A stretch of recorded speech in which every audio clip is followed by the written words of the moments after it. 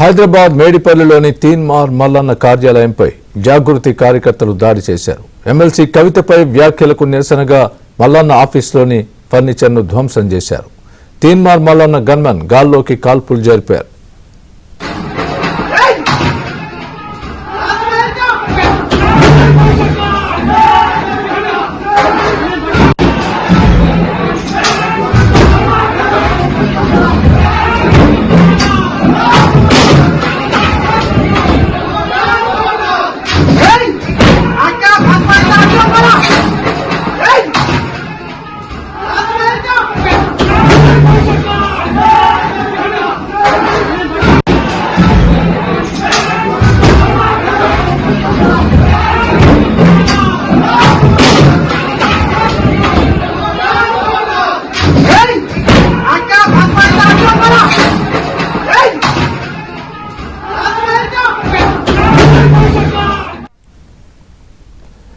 హైదరాబాద్ మేడిపల్లిలోని తీన్మార్ మల్లన్న కార్యాలయంపై జాగృతి కార్యకర్తలు దాడి చేశారు.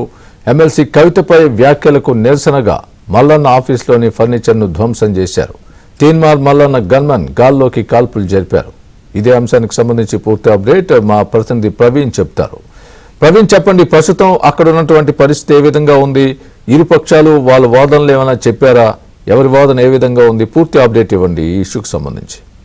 ప్రస్తుతం మేడిపల్లి పోలీస్ స్టేషన్ పరిధిలోని తీన్మార్ మల్లన్న కార్యాలయంపై దాడి కేసుకు సంబంధించి ప్రస్తుతం పోలీసుల విచారణ కొనసాగుతుంది. అయితే లోపల అంటే దాడి చేస్తున్నటువంటి క్రమంలో కొంత తోపులాట జరిగింది. అందులో జాగృతి సభ్యుడిగా ఉన్నటువంటి సాయి అనేటువంటి యువకుడికి కొంత గాయాలు కావడంతో రక్తస్రావం జరిగింది. ముందుగా ఆ గాల్లోకి కాల్పులు జరిపారు. కానీ అంటే కాల్పుల వల్ల గాయాలయ్యాయని భావించినప్పటికీ కూడా ఎక్కడా కూడా కాల్పులు గాల్లోకే జరిగాయి తప్ప ఎక్కడ కూడా జాగృతి సభ్యుల పైన కాల్పులు జరపలేదనేది ప్రస్తుతం పోలీసులు ఒక నిర్ధారణకు రావడం జరిగింది.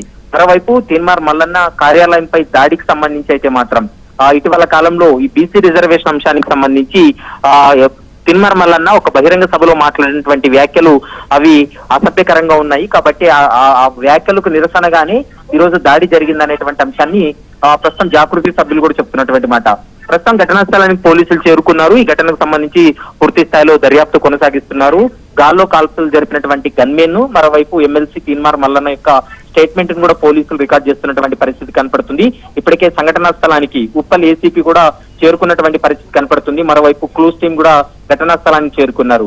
ఎందుకంటే ఈ బీసీ రిజర్వేషన్ అంశానికి సంబంధించి కవితను ఉద్దేశిస్తూ తీన్మార్ మల్లన్న చేసినటువంటి వ్యాఖ్యలు అవి అసభ్యకరంగా ఉన్నాయి. ఆ వ్యాఖ్యలకు నిరసనగానే తాము అక్కడికి వెళ్ళాము.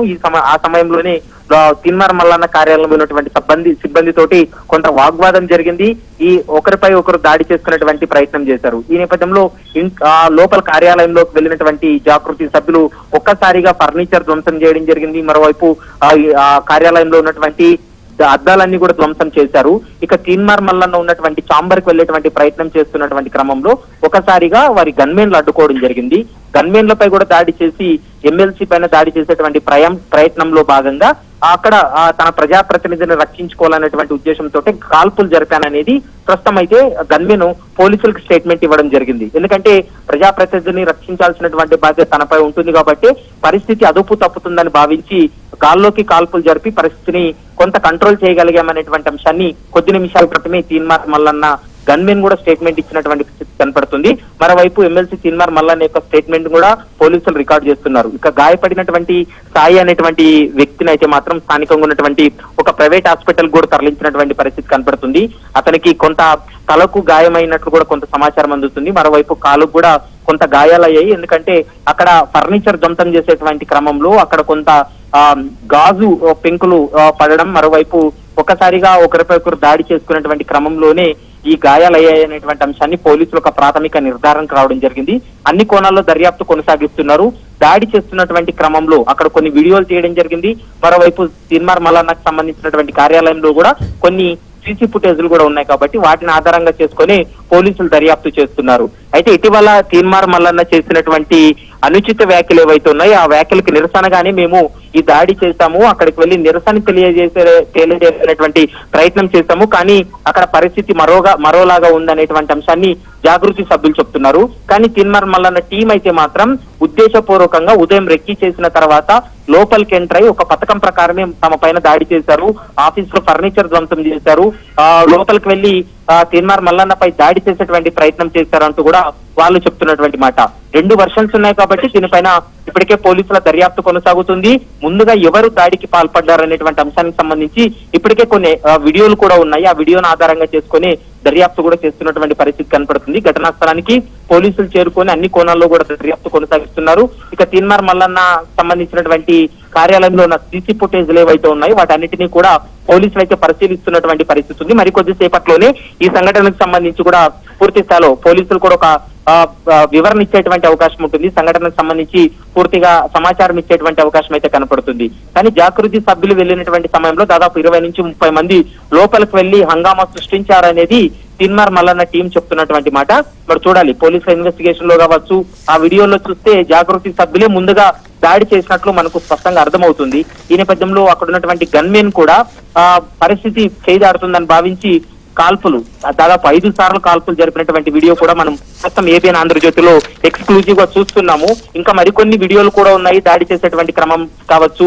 మరోవైపు అక్కడ రక్తం కూడా ఉంది. అయితే ఈ రక్తపు మరకలు ఏంటని పూర్తి స్థాయిలో పోలీసులు విచారణ చేసినప్పుడు ఒకరికొకరు దాడులు చేసుకున్నట్టున్నటువంటి క్రమంలోని ఆ రక్తం మరకలు అయ్యే తప్ప ఎక్కడా కూడా బుల్లెట్ గాయాలు కాదు, బుల్లెట్ ద్వారా ఎవరు గాయపడలేదనేటువంటి అంశాన్ని పోలీసులు అయితే ఒక నిర్ధారణకు రావడం జరిగింది. మరి పోలీసుల ఇన్వెస్టిగేషన్ లో ఇంకా ఎలాంటి విషయాలు వెలుగులోకి వస్తాయనేది మాత్రం చూడాలి. ప్రస్తుతం పరిస్థితి అయితే మాత్రం కంట్రోల్లో ఉందని చెప్పాలి, పరిస్థితి అదుపులోనే ఉందనేది కూడా మనం భావించాల్సి ఉంటుంది. Swami right, thanks for the update Praveen.